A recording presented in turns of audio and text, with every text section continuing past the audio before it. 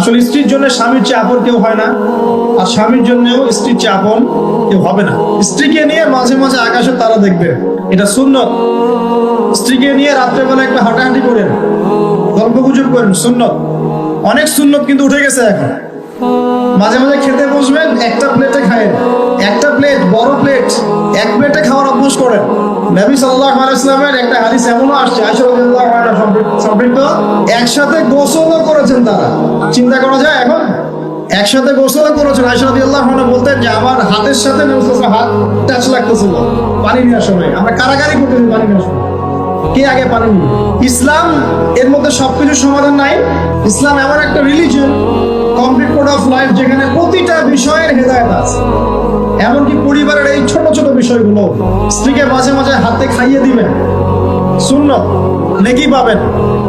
সবচেয়ে উত্তম খরচ সেটা, যেটা আপনি আপনার পরিবারের পিছনে করেন। গোলাপ ফুল দেখছিলাম, ফুল টুল দেখেন, মাঝে মাঝে ওয়াইফকে দিবেন, দিয়ে ভালোবাসার এজহার করবেন, বলবেন আমি তোমাকে অনেক ভালোবাসি।